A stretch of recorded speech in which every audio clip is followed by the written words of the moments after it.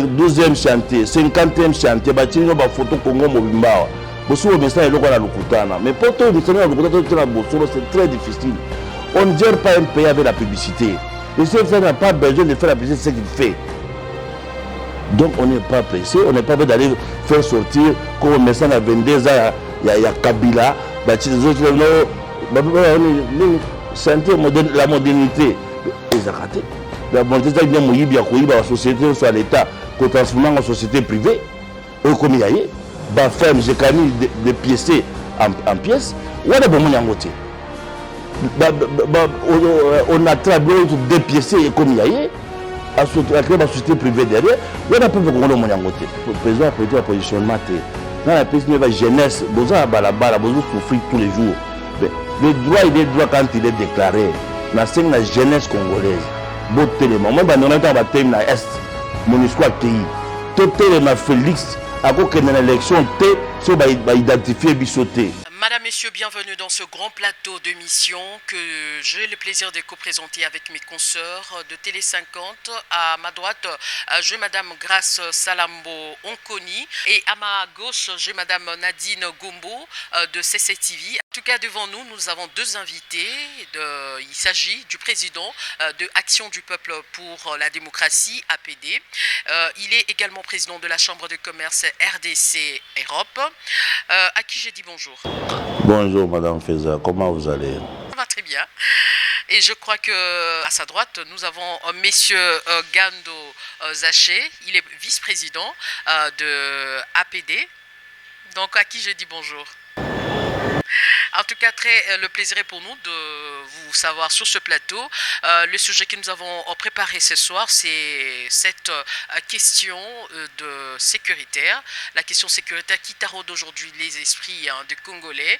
Et aujourd'hui, avec cette action menée par la population de l'Est, pour contester le manœuvre de la MONUSCO.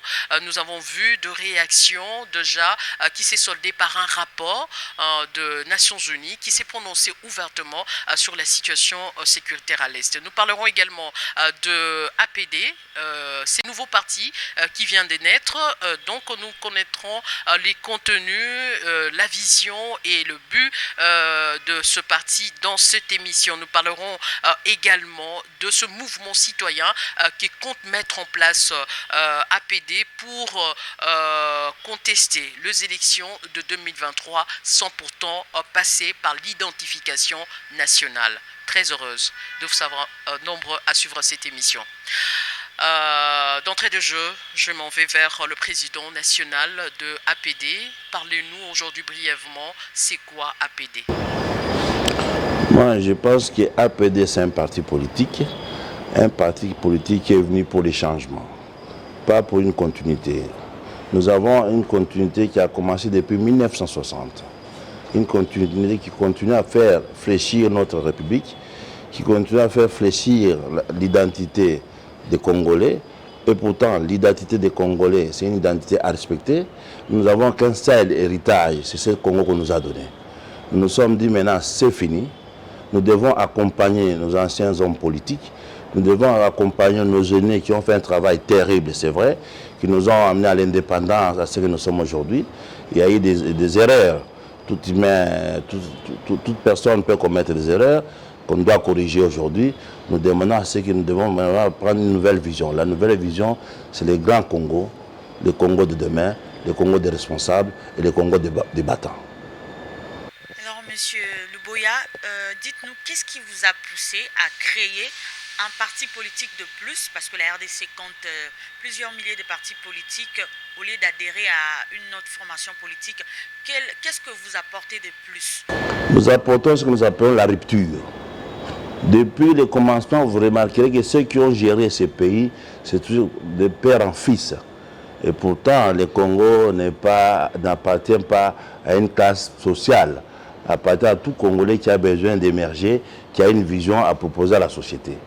Je n'ai pas commencé la politique aujourd'hui. J'ai fait le conseil politique de Christian Badibang, dont vous connaissez, qui a toujours milité pour l'intégrité, qui a milité à l'époque avec Mende et Olenga Nkoyi, avec celui qui est aujourd'hui aux États-Unis, pour accompagner les Finks délimités à l'époque. Donc moi, je pense qu'aujourd'hui, nous devons parler de rupture.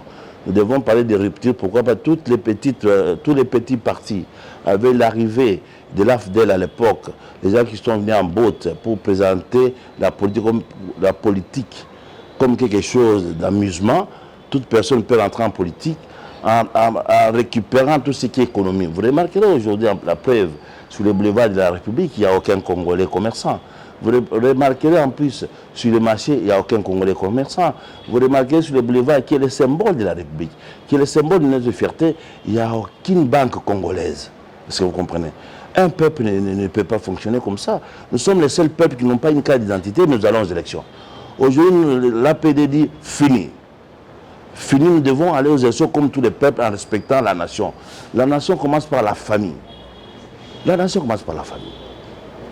On ne peut pas aller aux élections sans une identité. Vous disiez toujours que le 5e président viendra mettre les choses en place. S'ils ne les mettent pas en place, le peuple a le droit de les réclamer. C'est le seul pays au monde qui va aux élections avec des cartes d'électeurs. C'est le seul pays au monde où les statistiques sont biaisées. Personne ne sait combien nous sommes. Et donc toutes les statistiques, soit sur le plan économique, soit sur le plan politique, c'est biaisé. Et moi, Johnny Luboya, je refuse. Je veux mettre un mouvement citoyen en place pour demander au président Félix Tshisekedi de ne pas en concurrence avec quelqu'un et ne part pas en vitesse avec quelqu'un. Nous devons remettre les choses en place. Nous devons remettre un Congo nouveau à notre population. J'aurais souhaité qu'on mélange les Français et les Lingala pour que les petits peuples comprennent. Parce que mon combat, c'est vers les petits peuples dont j'appelle les oubliés de la République, qui représentent 65% de la population. Il est inacceptable, dans un pays où on n'a pas la carte d'identité, où on donne des statistiques imaginaires, même la MONUSCO, même la Banque mondiale, même les Européens, ils l'ont fait exprès. Les droits, il les doit quand il est déclaré. Mais moi, je déclare au nom de la RDC, au nom de la fierté dont je suis héritière de la République démocratique du Congo, je suis fier de l'être, j'ai dit non. Je demande à tout Congolais, moi, je suis Congolais, Congolais de père et de mère, token d'élection T. Tout ça, c'est peut-être une élection de désordre. On voit venir Monsieur le Président de l'APD, vous êtes là. On voit déjà que vous êtes l'adepte du glissement. Pourquoi APD Botami Mbalamo qu'on a union sacrée? Et qu'on un peu Botamana opposition, et qu'on un peu la neutre.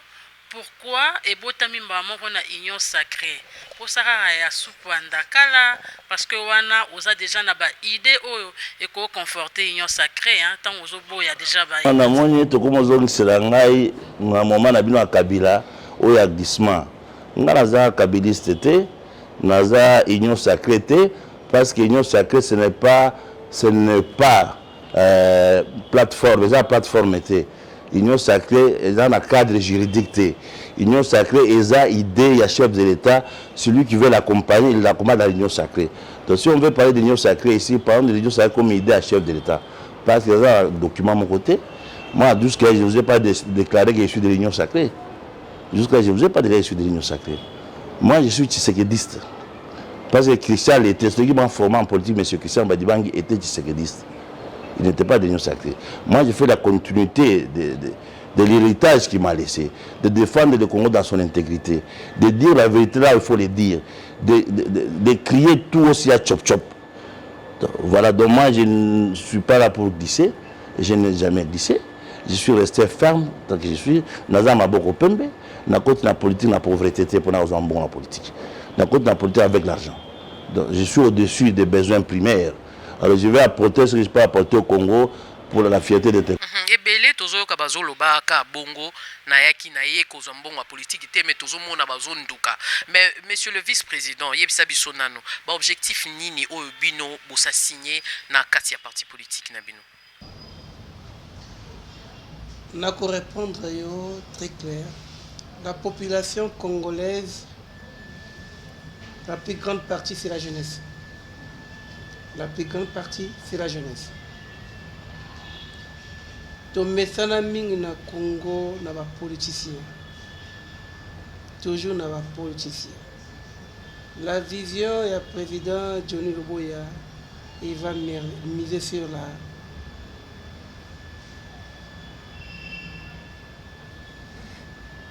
les technocrates. Pourquoi les technocrates? Un technicien, avant ça, les cambo, a qu'on réfléchir 1000 fois. Ce qui n'a sali boye et quoi aboutir à niveau nini. Un politicien, à qui n'a pas ce qu'a cogné, oh j'ai eu mal. Biso tout ça pour la bonne côté. Tu quoi accompagner vision, il y a président Luboya. N'a pas vision ni au sort dans la poste, mais seule condition, on doit miser sur la jeunesse. Toujours la jeunesse. Toujours la jeunesse. Pour qu'aujourd'hui, mon aboté na Congo, a candidaté que il faut que des poteaux pour nous vivre. Il faut que les États-Unis pour nous vivre. Non. Il doit réfléchir que dans mon pays, je peux me retrouver. Mais tant que les conditions sont réunies, tu peux se retrouver. Les conditions sont réunies parce qu'il y a une continuité de l'État. Dans le sens de tout ce que nous rencontrons aujourd'hui, vous verrez que le président Félix Tshisekedi souffre aujourd'hui. Parce qu'autour de lui, il n'y a que des jouisseurs qui sont en train de copier les PPRD de APDP kokota na kati ya bajusseur ndeko Luboya tokota na kati ya masolo penza ndenge olobi ete ozotia en place mouvement citoyen oyo ekotelemela élection ya 2023 bino na ebite likanisi wana euti nanu wapi parce que lelo yo PPRD a lobby ne serait-ce qu'à ta seconde moko bino bolekisi bo déclarer guerre parce que bino bozo se réclamer ba tshisekediste. Donc bino bolingi mboko yepela. Peuple est-ce que peuple daza maloba koloba na mboko. Aza na sonité. Par exemple, on a sonné pour la télé, maintenant le bagage a monté peu perdu. Je dois me regarder en face et regarder les enfants et ce que j'ai construit autour de moi. Qu'est-ce que PPRD a construit ici? La gabégie, le népotisme, Mouyibi. Surtout les immeubles de ces gens autant les hommes politiques. Dis-moi qu'il n'y a pas de choses qui sont maman fait à trouver une bande kala. Ok, au côté qui va immeuble sont hommes politiques. Parce que Mouyibi beleki. Toko kenela bango tinasuka. Toko remettre le pays dans maboko, il y a peuple au centre de son développement. Toko ki mambango il y a aucune élection pour nani. Ba gérer le pays 22 ans. Et comme il y a un népotisme, et comme il y a un chèque, et comme il y a un bouyibi, chance que l'on pamba, dans mon toit, ça va pousser comme un toit politique. Et pourtant, ça va mettre la pousse à vivre. Il ne peut pas vivre. Bâtir la population à la mendicité. Je n'ai pas même les journalistes. Beaucoup de la vérité, parce que, ok, au sein de la presse, conférence de presse, la pression bongo, au lieu de ça, il m'a bé. Et pourtant, vous êtes de 3-4 pour voir la République. Voilà comment on a tué ce pays ici, par ces gens-là. Et on a lobby dans le changement. Changement radical, changement, ils ont commencé par l'identité de quelqu'un. Qui je suis. Même la famille, il y a des gens qui ont habité. Il y a des gens qui ont habité. Papa n'a pas nani, maman n'a pas nani. Même la sécurité de la mboka, c'est pas tout habité. Tous les infidèles pas tout habité. Si le président Félix Tshisekedi a dit qu'il na élection, pourquoi? Donc bloqué, donc la population libanda, ils ont droit constitutionnel. Dans l'élection, dans la carte électeur T, le Congo a les moyens, le chef d'État a tout le temps de mettre en place. Ceux qui estiment que tout un référendum, tout un peuple, ou l'ingini, ou l'ingini, qui sont sans identité libanda. Ou bien il y a une identité comme à l'époque de Mobutu, carte citoyen, maman. Monsieur Luboya, Ozali ko milité pour bloquer organisation il y a élection en 2023. Est-ce que bozo exact parce que yo lobi oza ba tshisekediste bino ba tshisekediste bozo banga ke bilan na bino eza penza malonga te na 5 ans au bolekisi bomoni élection komi pembeni bozo banga élection pour bilan eza penza malonga te yango wana bolingi bo retarder élection. Est-ce que maman est-ce que tu parler na bilan le bilan na suka ya makamuti basaka bilan ya comptabilité si bosili année économique de osali bilan nana tosala bilan na katikati tosala mosala emonani déjà tozokende na suka année prochaine élection emonani wapi na tokomi na année prochaine tokomi année prochaine ngano tovanda tosala bilan bino bokoli na 22 ans ya lukuta c'est 12e chantier, 50e chantier, bâtiment ba photo Congo Mobimba. Bosso message le la Lukutana. Mais pour toi, le Lukutana, c'est très difficile. On ne gère pas un pays avec la publicité. Le CFC n'a pas besoin de faire la publicité, c'est ce qu'il fait. Allons doucement, vous verrez ce qu'il est en train de faire. On les mettra dehors lorsqu'on arrivera au moment opportun. On n'a pas besoin de faire la publicité. Est-ce que ce moi, dans mon conseil, donc en photo, papa, moi, ta fille ou bien ton enfant, bien ton mari, il est obligé de prendre une photo avec toi. Non. Donc on n'est pas pressé, on n'est pas prêt d'aller faire sortir comme on met ça à 22 ans, il y a Kabila, sentir la modernité. Ils ont raté. La modernité, c'est la société, soit l'État, qu'on transforme en société privée. Eux, comme il y a eu, ferme, j'ai quand même des pièces en pièces. Où est-ce que on a travaillé sur des pièces comme il y a eu. À créer la société privée derrière, on a pas fait comme on a une mémoire courte, je vais revenir pour la Moussabine mémoire. Maintenant, c'est la jeunesse, beauté américaine, élection. Tous appréciés, tous les concurrences dans tout. Aux autres qui ont Kubunda Bitumba, aux autres qui ont match, une équipe Boïbanité. Équipe Nini, excusez-moi, Mazem, qui sont les joueurs Boïbanité. Non, arrêtez, maman, jeunesse, ils ont gagné. Congo ya lobi eza yanga na yo bango basi balekaki batika to bongisa Congo ya lobi pona bana na biso. Nos parents ont été égoïstes bagena uzwa indépendance politique bazwa indépendance économique tout souffrir pendant 50 ans. Alors ngala lobi nga Johnny Luboya na ko souffrir souté mais beaucoup ngala souffrir mais moi na zobota souffrir te akuta Congo ya sultan ba boti na tongo ba pese carte d'identité. Voilà problème nga ngwana. Bon, comme vous avez chop chop, bon, maintenant vous avez chop chop, vous avez un kokende, na makambo ya koloba identité, et belé bakola congolais. Est-ce que vous avez bien? Et belé vous avez congolais. Je peux encore respecter mon toit, à ce que je pouvoir dans ma boko, au moins il a reconnu le vrai valeur à la congolais. Qui est bien aux autres, dans la politique, il y a positionnement. Nous avons besoin de politique à positionnement. Dans la jeunesse, vous avez souffrir tous les jours. Le droit, il est droit quand il est déclaré. Dans la jeunesse congolaise, moi, je suis dans l'Est, mon histoire pays. Tout le Félix, à cause de l'élection, tu vas identifier Bissoté. Qui est ton père, qui est ta mère? Tu as la carte d'identité, donc une élection. Ok. Monsieur le Président, tant que APDF, azui initiative wana ya ko identifier ya ko lancer ba activité ba manifestation pour na ko identifier ba congolais de père et de mère au monité que non boza ko ninga ko tumbola conflit moko identitaire na mboka. Pour na rappel guerre ya AFDEL et bandaki na makambu ya lolenge o yozo tombola siko. Maman, est-ce que vous êtes congolaise? De père et de mère.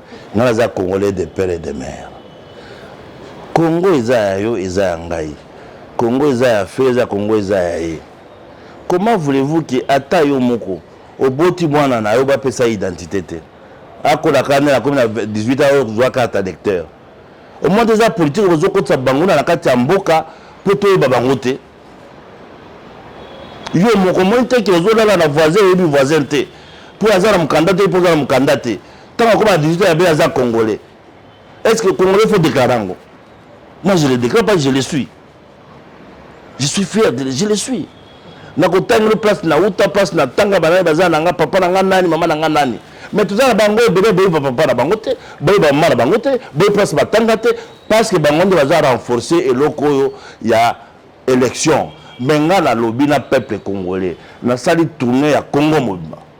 Et pendant 2 ans, on a les oubliés de la République. On a depuis 22 ans. Les filles, c'est des Congolais. C'est des Congolais. Et le président Félix a recevoir la nation. Moi, mon combat, c'est pour les relever les défis à peuple congolais.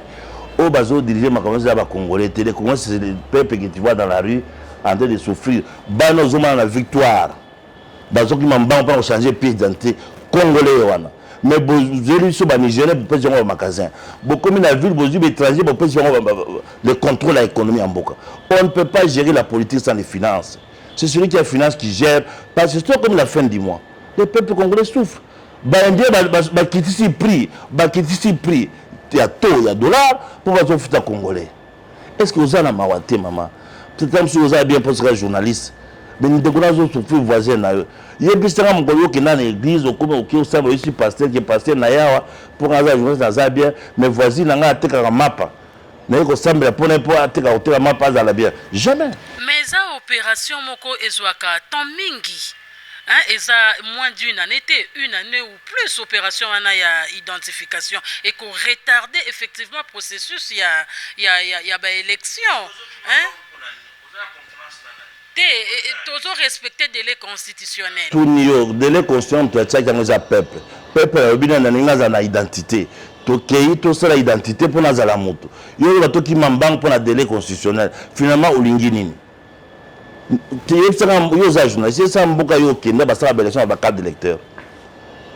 Dis-moi. Monsieur le vice-président, Yebisa Bissona na mokuse. Bino batu ya APD bolingi lelo ko réveiller ba mouvement citoyen et militer pour na maponamité na 2023. Sikoyo ba congolais oyo baza ko se préparer na ba élection, ba ko suka boni.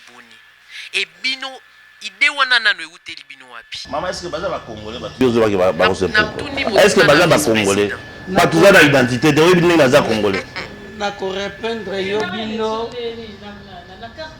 ezalaki na ko répondre bino très simple. Étant que nous sommes des pères de famille.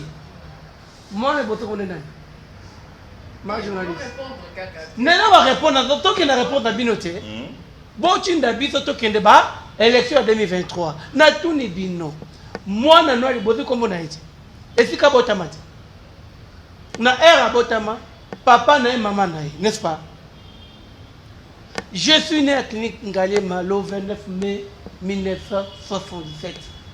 Si vous allez aux archives de cette clinique là, j'ai été enregistré lorsque je suis né. Tant na bandi kotanga na bandi na école belge na ke bambino na suki na Sainte-Anne. Tant on a qui ma classe biso quand j'étais jeune. Tant on a entré on a train na gare. Tin aéroport. Toma titre Petozongi. Pourquoi ça vous embête d'aller à l'identification nationale? Parce qu'il fallait bosser la mot bien avant. Maman, je peux vous. Nous on arrive à 3 ans. Attends. Pourquoi ça vous dérange tellement? Moi pour arriver dans si j'arrive chez toi, Coco, tu es libre de me faire rentrer ou pas? C'est ça le plus. Écoute, question est très simple aujourd'hui. Est-ce qu'on peut aller voter? On peut aller voter. Il y a la carte d'électeur, il y a la pièce d'identité. C'est les deux là que tu présentes dans le bureau de vote. Dans tous les pays du monde de la Bongo. Pourquoi Bilo Bongo a inventé l'histoire? Bongo a inventé mon kiri. Arrêtons. Okay. Pour nous, c'est très simple. Okay. Arrêtons. Nous tous. Écoute, si j'ai des bélés. Mais monsieur le président, pour moniter que eloko yo bino bozo susciter lelo baninga oyo ya ba parti mususu ba bandaki yango pe basukaki. Mais bino bozo ya ko réveiller eloko oyo ezaleti boîte à Pandore oyo ko fongola makambo ebele pe e ko risquer e kotisa mboka na mobulu. Est-ce que bozo banga te na bino finalité ezali ki natikela mwana na boti Congo ya solo. Natikela mwana azwa lobby Congo oyo ezala ba norme. Natika mwana zobota na maternité avec une carte d'identité tant abimi 2 jours après qu'il a passé acte de naissance na acte d'identité. Natika Congo il y a confusion té. Natika Congo il y a partage à Berlin en 1886 té balobi non wana dépotoir international. Wala ba koko na biso mais biso té to tangina mindele na poto dans le même avec les mêmes professeurs. Alors toujours réclamer droit de sol. Droit de sol ngolo ba ki mutayebi kaza congolais. na identité na na preuve na carte électeur oza pressé ya nini Congo okufa lilote Congo okufa lobité mais to boy to tika Congo papa la batikeli biso to boy to tika Congo ba kokolo batikeli biso il faut mitala maman tala bana ozobota kitoko bakovi na Congo ya nzala bakovi Congo kolia konga mukolo moko bakovi Congo ya mbana zo na to bina ke koluka na autre na mpesa c'est que genre de Congo papa maman ngana boyango na kuta yango na ba parents il y a un exemple qui dit naître pauvre c'est pas un péché mais mourir pauvre c'est un péché. Monsieur Luboya, likambo oyo Congolais de père et de mère concert nanga lobi yango bato babandaki yango basuki nango yo lingo bandango lisusu est-ce que ezate pona koluka quelque part au lésé bato oyo baza à 100% congolais te mais bazui Congo lokola deuxième patrie na bango et puis baza plus patriotes même que congolais yango de père et de mère.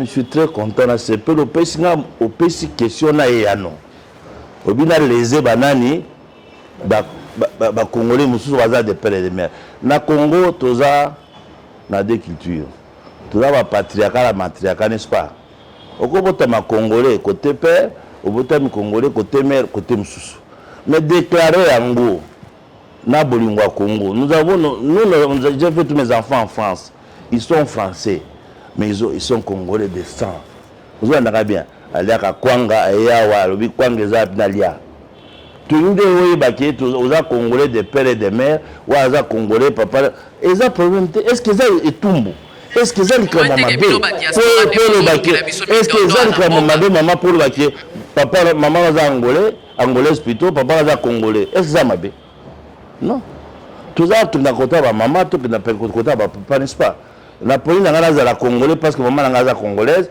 papa n'a pas ivoirienne tu vois tu misu bazar bazulu baza l'opposition papa n'a pas sénégalais a beaucoup de bakaza c'est na bazam to bandum tu vois que maman n'a pas hawa mais papa n'a pas na pepe kale ba uta kota anini ya na pepe kala nima ngo mais il pas ndima keno azam to bandum te azam de peur sénégalais de mère congolaise peut-être c'est ce qui fait peur aux gens. Mais moi, je n'ai pas peur, je suis fier de les démontrer. Et je n'ai pas besoin de les démontrer parce que je suis fier d'être congolais. Et c'est l'héritage dans les Congo. Ceux qui m'ont voté sur le Congo, petit, ils ont koufi.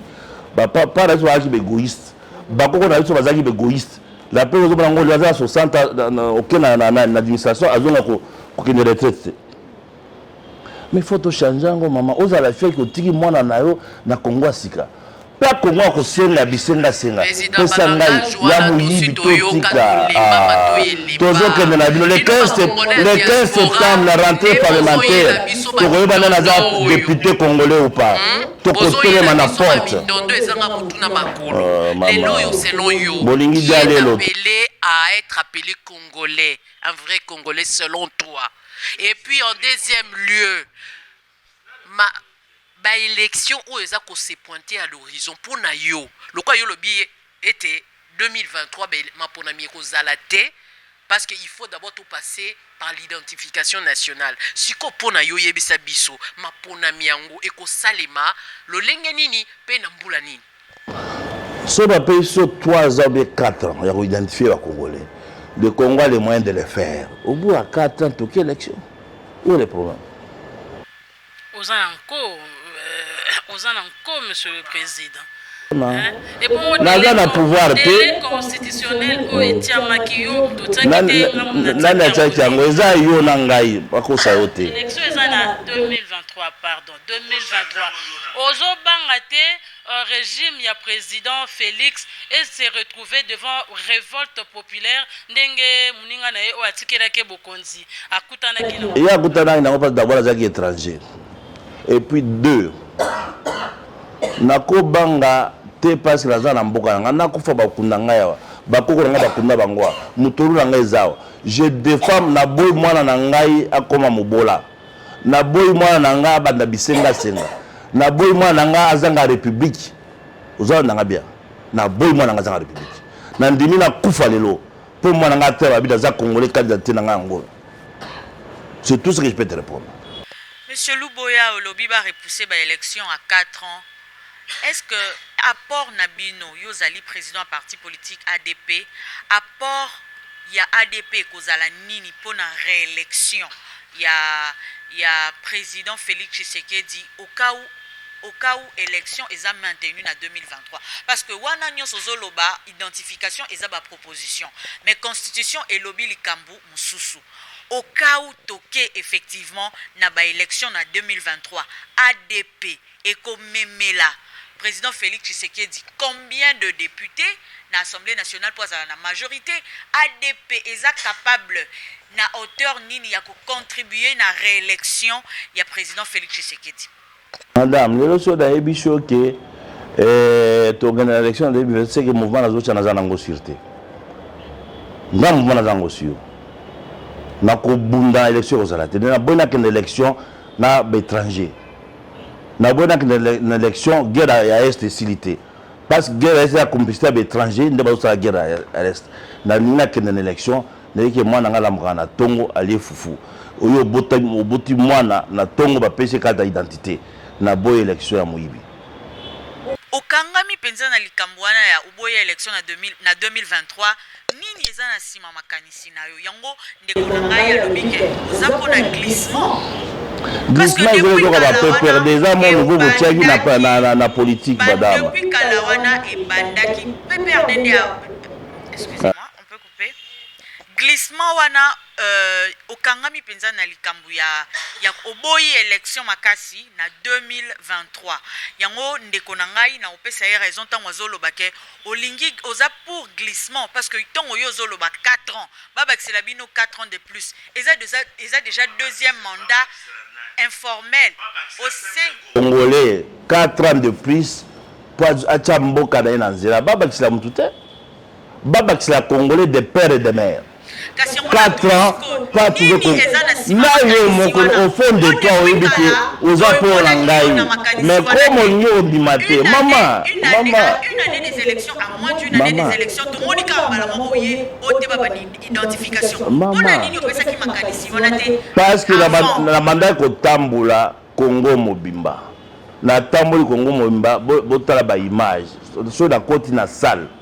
C'est plat kake au mutuwa sa konsalate bino bosumbaka bato bo futi bango ngasi les oubliés de la République na yo mo za ne sengo makamna zo zo salo plaisir parce que contenir métier rolo bango te parce que olingi de père et de mère olingi jouer na Congo no ya kitoko ya baboti yo ba pesa yo ya bakoko ba peso et no Congo bazo bonisa na mopaya et no Congo ba comme déjà na ba paya et no Congo décision ya Congo bazo zango libanda est-ce que za mutu libala na mutu adistango libanda ko ndimango mama libala na yo ba distango libanda ko ndimango yo ko na bezo bongisa mbeto no pombana mwa shimfu na mbeto wana ngana ko jamais na bongisa Congo pour mbaya zo mbongo Congo kina nango te et crois-moi je pèse regardez les images du Katanga à l'Équateur de l'est à l'ouest je pèse et je pèse mes mots on va marcher pour tout ce qui est bas na autoboti Congo solo.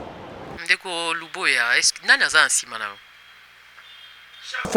Ça fait 5 ans que tu as la question. Parce que makambo yo zoloba, eza makambo yo Congolais nyonso soka yoki yo akotelemela yo. Akotelemanga kolanda ngande. La preuve tala na salle ne bazolanda ngande. Tala na zotin da salle. Na kotondi sa terrain wa stade. 10 octobre na kosenga Congolais nyonso na kosenga peuple sayebi ki aza Congolais de père et de mère aya ko réclamer droit identité na mais dis-nous un peu éco les kamandenge nini pour na identification wana pe pour na mouvement citoyen oyo oko mettre en place je crois d'ici là et ba élu na biso comment est-ce que ba ko prendre le Cambouana droit constitutionnel droit na biso ya Congolais ingero ba ki to la pétition contre un référendum parce que ba député biso ba totie bango mais ba ki ko ba dictatement ba salaire na bango ya balar na bango biso ba zoba pour to na gouvernement a dialelo mais gouvernement oyo kaka ne to tambola na papa Tshisekedi de to ko tambola mwana soki aboyi to kende na identité ya solo. Parce que ça école ya dekaki nde école ngana dekaki parce que Christian Badibangi azaki adepte ya fixe ya limité de toko kende na sina tamboli mouvement est en place nasi na tambulu il suffit la tiaka bo bato bandi to ko banda na 26 provinces au même moment to ko tema ba parlement provincial non son apporte na retour ya parlement ou a dit gaza congolais a signé pétition ou a beaucoup signé pétition ça congolais hein non ça le côté mais surtout moi pas to na peuple batema na ba pipo tout temps ba to tsenga ba congolais ba telema pour défendre l'intégrité mboka na bango to sema congolais à défendre identité na ya congolais aza na ngote aza na carte d'électeur za identité te maman est-ce que na sali mabe yo moza identité na tuno identité noni amoni te régime maman na tuno si ozo ka sema na identité na yo problème te tu n'es pas sûr d'être congolaise Kabund ozaki vice-président ya assemblée premier vice-président ya assemblée nationale obiete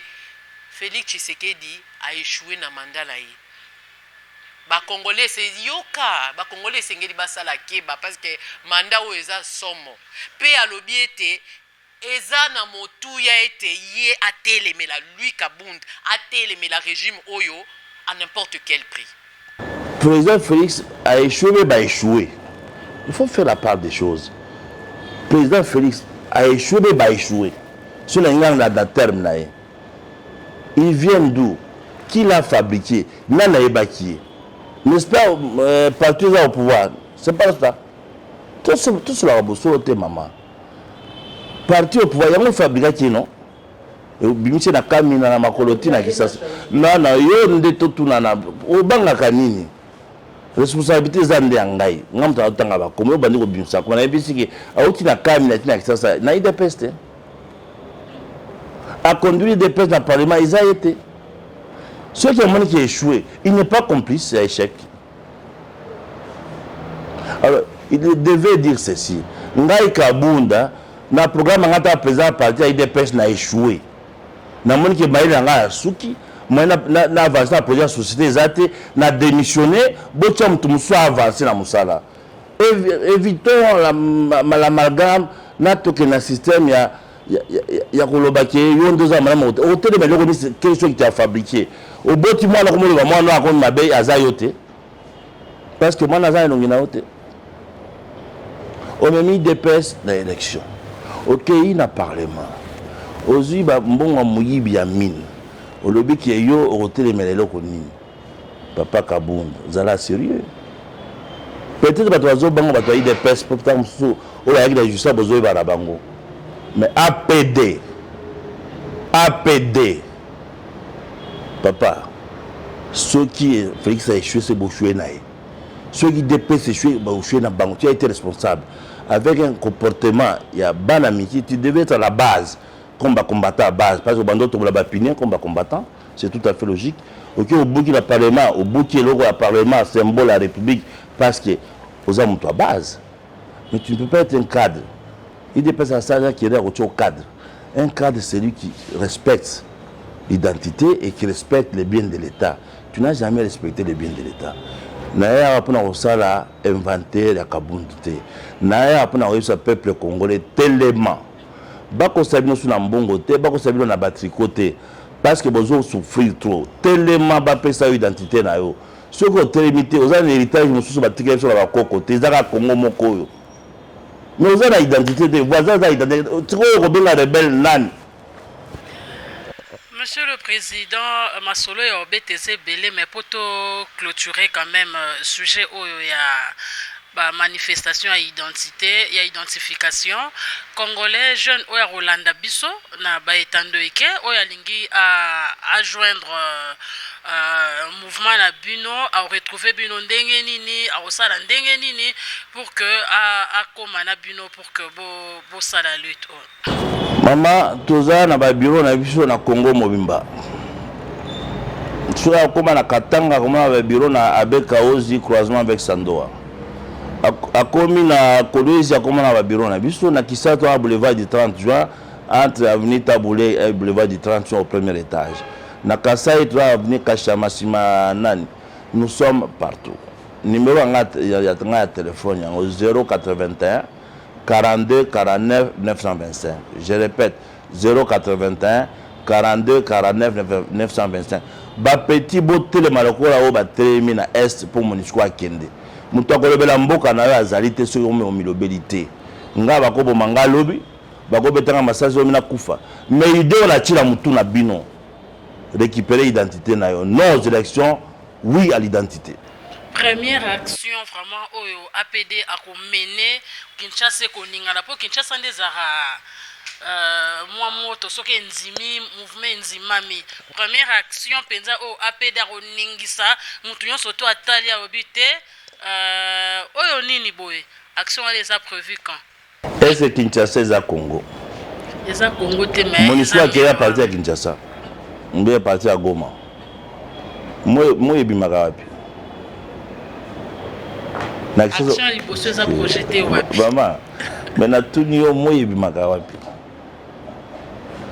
il faut na kosenga na bino parce que métier ba pesi bino eza métier moko très noble eza métier ba médecin un métier très responsable parce que si manabino bato bazolanda bino si manabino peuple azolanda information bozo pesa mama zonga na ndako na olambeli bana biloko bi je suis fier ya message na transmettre na peuple parce que ça vrai ça réel parce que mouvement ko banda ko mona ngo moko et pas moi ebimaka na tongo et mana chango pouvoir le temps na chango. Donc clôturer question wana to koti lelo yo na rapport ya ONU où à reconnaître quand même que réellement il y a eu de militaires rwandais où qui n'a participer na makambo et salemi na est na situation insécurité où ils a se déroulé tango nyonso na est à pesi période na juin 2022 sikoyo yebisa biso est-ce que selon yo rapport wana et yepo epesa kimia na kati ya bana mboka o ba yebi na ko perdre ba être cher na mouvement o yeba ki na ko s'installer contre la MONUSCO ou bien selon yo rapport wana et en retard. Rapport est en retard, rapport est dans moment kitoko. Et dans moment où le peuple a télémié mon quoi, le non na lembi. Nyamo il faut pas kende. Tant que kende ba justifier ngo.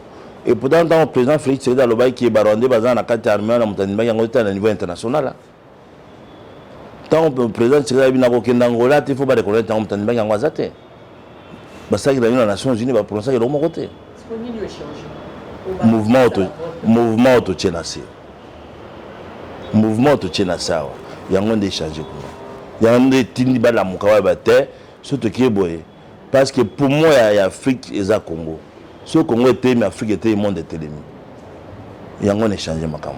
Et rechanger pendant na kisasa. Président Luboya, vous allez président et parti politique ADP. De l'unité yeba position nabino par rapport à la MONUSCO. Est-ce que vous avez pour que MONUSCO est kangabisaka na lombangu ekende ou soit ba pesa sous MONUSCO moi tant mukie pour ba ko s'organiser ba kende na malembe. Position nabino par rapport à MONUSCO ezani. Za guerre, notre basi ba kende, ba se préparer ba kende. Biso peuple comment ça va peuple violenté. Tu ambaki bango, tu pèses bango esika. Mais ils n'ont pas démontré de quoi il était capable. Comment il a mis bien mine, aéroport mort fictif pour avoir mis en bon à la biso. Héritage voilà nous avons tapé si biso. Moutalo n'y a pas zaté. Toujours on reprend l'héritage voilà. Il y a un ancien peuple congolais. Jeune partout tié, déclare-toi congolais avec mon identité. Je suis fier d'être congolais mais avec une identité. Pas congolais avec un cadre d'électeur. Il y a un lobby, même guerre toujours qui est à est. Même négociation, bino bozo ba o armée za fitola na armée mo makasi. Mais surtout que guerre na Rwanda to Rwanda le même jour. Et à la fin to ça to va dans la messe. Mais comme biso za ba non violent, tu veux que la diplomatie prime toujours. Na boy na perdre encore 10% de plus, il y a famille nanga, il y a ndeko nanga mwashi na es, il y a moi na ko to kende na diplomatie, to changer malembe. Mon soit reconnaître. Nations Unies reconnaître. Après, tu vas vendre, tu vas partager qui a fait quoi en RDC pendant ce temps. Qui a tué qui. Parce que Makila Moutokendara Mabele Pambate. Même 30 ans après, même 100 ans après, génocide des juifs, il y a pas génocide. Il faut pas reconnaître sur le plan officiel. Il faut reconnaître sur le plan national. C'est ça notre guerre. Pas tout le monde Wanate. Mais il faut tout ça bango valer bon moto na bango. Il faut tout ça bon moto congolais. C'est ça le combat du président Félix Tshisekedi. Il y a cause ça bon moto congolais.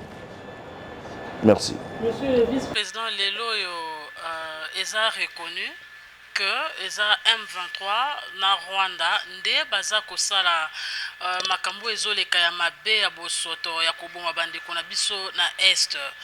Est-ce que tango Congolais azo continuer ko s'apprendre na MONUSCO a se tromper cible te na mukuse penza po na koloba sonye bomaka te soki sonye bomaka MONUSCO engame kosenga la transition te cette transition de la départ benga osenga ngote lokola mobile excusez-moi l'expression oyo kokuta mwasi na fragant de lui osandeni on vend sur l'émotion là. Ça c'est MONUSCO. Qui dit MONUSCO dit l'ONU. Jusque là, je félicite la maturité du peuple congolais. Je me félicite les Congolais, la maturité autour à Koko Nabiso, à Pesabiso, la sagesse. Il y a un petit autre à la bango. Il n'a qu'à nous faire les bilans. Baya na mboka na biso mukolo nini mission na bango ezalaki nini prérogative na bango ezalaki nini poma MONUSCO ezate congolais ya mbujimai congolais ya Kinshasa baza kobunda te rona bango ezali o azoya na musuka bundisela congolais bango bako repousser bango banoko na biso bakufi combien na l'est pesa tuna bango question wana. Ok, ndeko luboya nkasha mayebs Mukadi yebisa biso nano likambo ya corruption ndeko luboya esili penza ko gangrener peuple congolais tomoni ba rapport kili oyo ezali ko taxer RDC parmi le pays corrupteur ya monde s'il vous plaît. Yebisa biso nano ndenge nini oyo parti na yo APD et compter kosilisa likambo oyo ya corruption. Ebisina ki photo sala o ba benga rupture. To ba mécanisme bizali ya kala to bwaka to banda bizali ya sika. Bilasikezo banda na élection te. Bilasikezo banda na identité nani naza congolais te. Qui fait quoi et qui fait comment. Lobo ko condamner président Félix Tshisekedi à Koti Congo na sous-sol 32 ans ya muyibi ya népotisme ya kukabula peuple congolais qui waza siko ya memi yango wapi akomisa on a niveau nini na minute tozolobela. Maman, construire un pays ça prend du temps, détruire un pays ça prend une journée, mais bah détruire le pays pendant 22 ans vous autres na muto sali 2 ans ya zongisi nini ata programme ya tonga ndako dans la fondation. Mais tokomi fondation ça là 10 ans 15 ans boza sans vision alors. Vision maman on a fait ça yo. Bonga ba tuko saka bino toujours na diale loa au 12 chantier 50 chantier on a vu ce qui non toquer la rupture. Rupture un changement de mentalité et identité à congolais. D'accord. Yebisa biso parce que tout le monde a qui na tourné na Grand Katanga et ça qui pour nini ba objectif nini okenda ki kosala na Grand Katanga pe vraiment to na suka. Na Grand Katanga pour mobiliser peuple et les oublier de la République. Que les lots tout le social et l'autonomisation de la femme, l'accompagnement de la fille mère, l'accompagnement de la population à faible revenu et la bancarisation de la République. Derrière ça, tout le but, sur le plan politique, tout c'est une identité à Congolais nyonso. Tout qu'une élection, c'est sa identité. Na sisi na Katanga, c'est même pour ça que na Grand Kassai. Tant que na Grand Kassai, na Hollanda, de Kozaché na Grand Équateur. Tout ça, que jeune nyonso que non à l'élection, oui à mon identité. Je suis Congolais, je suis fier de l'être, mais avec une identité. De Kozaché. Moi liloba suka parce que to komi penza na suka est-ce que ça na moi liloba o sengela ki oloba mais olobite na nzela émission oyo. Non, problème nanga lelo ezakaka to aborder plus le sujet ces oubliés de la République. Comme au début j'avais abordé au sujet, 75% de la population congolaise est très jeune. Que faisons-nous pour ces jeunes-là? Tout formé, diplômé Ming, licencié, ingénieur agrégé. Est-ce que nous on a pensé sur les agents de maîtrise? C'est ça le problème. On ne peut pas parler des grands projets sans l'éducation, sans l'administration. D'où vient le projet du président Luboya d'identification nationale? C'est l'administration. Si moi je m'appelle Ngando, parce que je l'ai hérité de quelqu'un. Et quelqu'un qui fait la vérité au sein de quelqu'un. Arrêtons d'aller à gauche, à droite. Le président Tshisekedi a hérité un pouvoir. C'est quelles conditions qu'il a hérité? Aujourd'hui, mise sur l'identification nationale. Kingana lo bakinaza ngando, avant lo baza ngando na bimisi la pièce d'identité nanga. Nako bimisa la carte d'électeur eza document eza kopena kota na bureau na voter. C'est ça son rôle. Voilà pourquoi c'était bien écrit la carte d'électeur. Et le but est la carte d'identité nationale. On a tout le temps. On a invité même la Grand Équateur parce que pour qu'on discute réellement les vrais problèmes de notre pays. Ok. En tout cas, merci déjà pour l'invitation. Je crois que la grande équipe est là, va vous accompagner au niveau du Grand Équateur. Monsieur Luboya, je... Nous avons accompagné les Congolais des pères et des mères. Nous avons des Congolais accompagnés.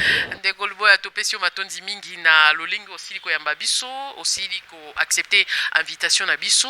Merci parce que n'a rappelé à nos téléspectateurs que nous avons plus focalisé notre émission sur cette question d'identification nationale. Aujourd'hui, ce jeune parti qui vient de naître veut mettre l'accent sur ce chapitre-là de l'identification nationale avant d'aller aux élections de 2020.